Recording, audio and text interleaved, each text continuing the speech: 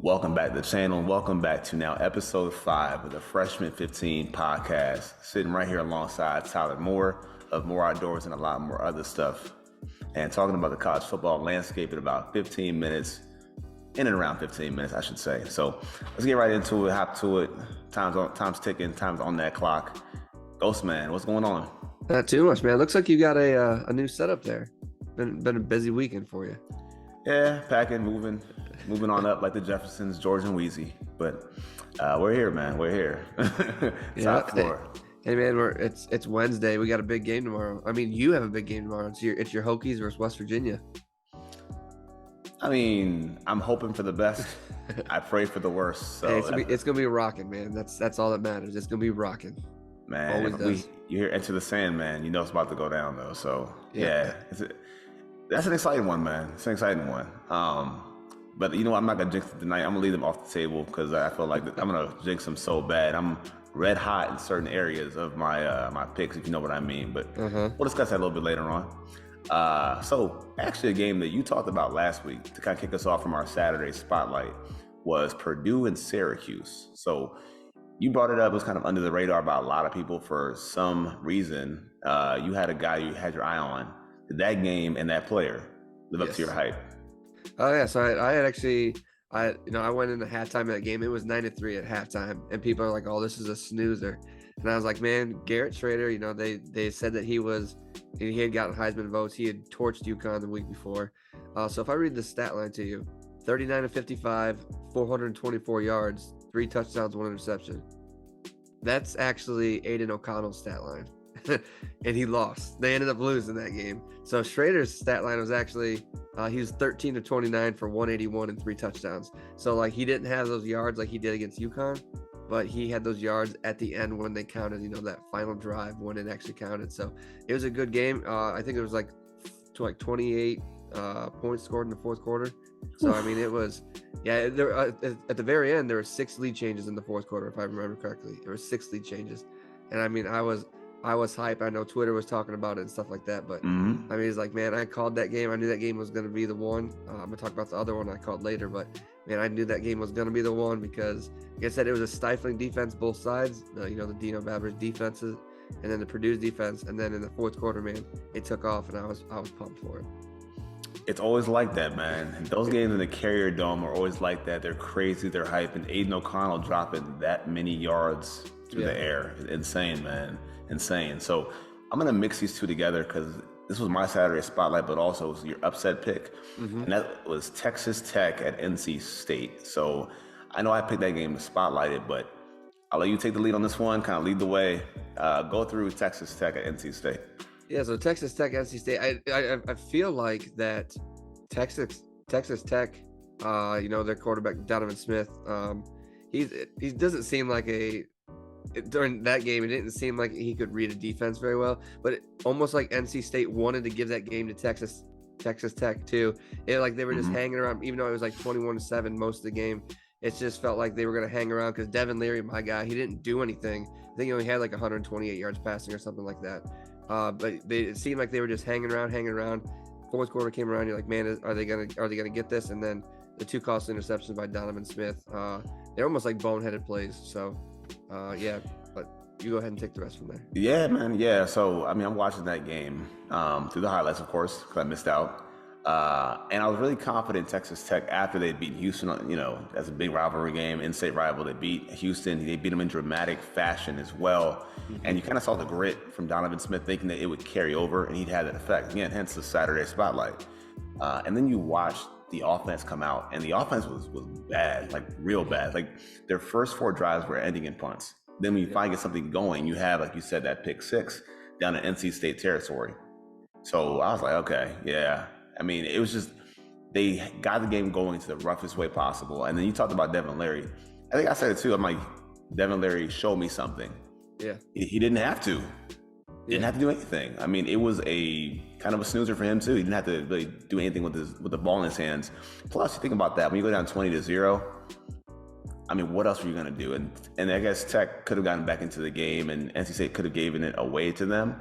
But the choice that I saw when they went, Tech that is, went for it on their own side of the field that early in the first quarter, that was like a lock and key. I was like, all right, it's over. So, but overall, I mean, for NC State being still ranked, I think now is it 16, if I'm not mistaken. Yes, yeah, 16. At 16, a game they had to not lose. I won't say a game they had to win because the way that Donovan Smith played, but it was a game they had to not lose. And I mean, props to them. And Devin Leary, you kind of got by again. So those Heisman votes are going to go to somebody else I'll talk about later on.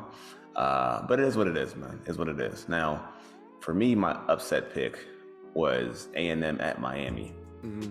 And if I'm going to knock on this mahogany right here, I believe I'm perfect for upset picks this season. All right, so I'm going to keep it going. So perfect on the picks, but I'm not going to toot my own horn too hard.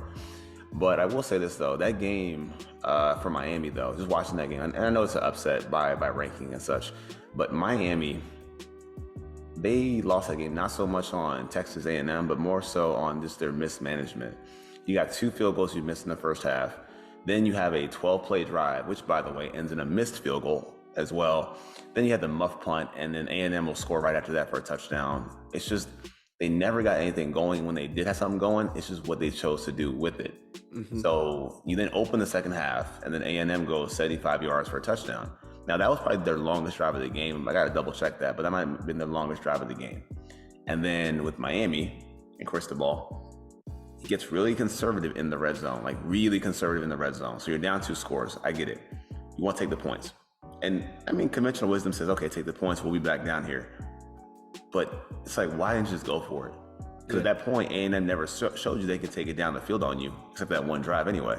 So why not play more aggressive, maybe pin them back if you don't get it anyway? And I just feel like with A&M, they try to play to Miami's offense. Flip that. Miami tried to play the A&M's offense, whereas A&M had one drive only of 9 yards or more. But then Miami had a drive of 16 plays. And on that drive was a field goal. See what I'm saying? Like, yeah. I just didn't get what they were doing. I think they more so they lost the game versus A&M winning it, especially by a score of 17-9. So, yeah, man, I'm not getting that one. Now, for me, man, it's like I kid you not, man. I shit you not. This is my favorite segment of the show. I'm pretty strong in saying that, which is who hurt or helped themselves the most this week in college football. I'm gonna go hurt again. And I'm gonna say Michigan State. You think that you're gonna hang around with those big boys, and so it's I think they're called like the legend side of the B1G, where you got Penn State, Ohio State, Michigan State. You want to hang with the big boys, you have to show something, and you have a chance to show something, and you crap the bed. You let Penix throw all over you, and he was dotting them up. Like that score, you see the score, like was it 39-28 or something like that? That game is not even that close. To reach. Yeah. So it's just like you had your one opportunity to show the world you're in prime time, and then you crap the bed. So they have a lot of making up to do in that division. Oh yeah, and the thing is too, right? Like I know you and I talk about this all the time, and we clown on the Pac-12. Yeah, aka the packed up 12, the slack 12. We mock them a lot, the Pac-12, and to go on the road to lose that game, it's just a bad look for them. Like it really hurts their standings and where they're trying to go with this. But I will say this though, because on my own tether of, who helped themselves the most, it's Michael Penix. Yeah, it's got to be Michael Penix. Yep. And the thing is, and also shout to Camber, Too Much Camber on Twitter. Her team, the Huskies. I know we gave him a lot of crap, but I always said that this guy, Penix, he stands out to me. And again, he's a guy from your side of town, the Big Ten. And I know you watch a lot more Big Ten football than I do. Yeah. So when I'm cruising the airwaves on a Saturday afternoon, not doing nothing, and I see this guy at Indiana, I'm like, okay, Indiana sucks. But I believe they played Ohio State last year. They were kind of competitive, weren't they? Yeah. If I'm correct. Yep. And the guy that caught my eye was Penix. And the first thing I said to myself, and I walked away, and I was like, man, this guy's got a hot arm, like a really blazing hot arm. And I mean, like I said, he was just, like you said, dotting them up. I mean, new environment, new receivers, new help with Jalen McMillan. I believe Polk as well went off that game. And he, like you said, he was lighting them up. And the throw to highlight was the one inside of the red zone, throwing to the right pylon right in the front. Like the ball came like a laser. Yep. I mean, he just drilled it, man. And I think for him, he helped himself a lot as far as just putting himself on that map, on that radar. Talk about Devin Leary not coming up as far as like the accolades for the Heisman, and even a guy like Schrader kind of falling back in that conversation. But Penix doing that against a top tier opponent that we thought in prime time, you had to give him his kudos for that. And I think he might be in talks for something, some of these awards off season maybe. Yeah. If not something bigger than that. So shout out to you, Michael Penix, man. My lefty brother in arms, Michael Penix Jr., 400 yards, 4 TDs. My man, doing it big. Now, for this week's Saturday Spotlight, Tyler, what game is on your radar the most? What game are you checking for this week in the Saturday Spotlight? Yeah, there's two actually really good games. I know I don't think I'm gonna say the one that you're gonna say, but Arkansas Texas A&M is the first one. So Arkansas, a lot of people think that they could be a very real team at this point. I think they're ranked number 10. Texas A&M is like 19, I think now after this new coaches poll. So is Texas A&M gonna get back to the way the past 2 weeks we've seen them struggle? Appalachian State, and then the game that they just played. And are they going to be able to keep up with a high-paced offense like Arkansas? So that's like my one. But my other one is Clemson and Wake Forest. I bet. Wake Forest has to survive. Last week, like Wake Forest survived Liberty. 37-36. So, but if they want to hang with the big boys, they want to be considered like a top-tier team in the ACC. You're going to have to go to take down Clemson. Clemson's quarterback, he's playing a little bit better. I can't even say his name. I apologize.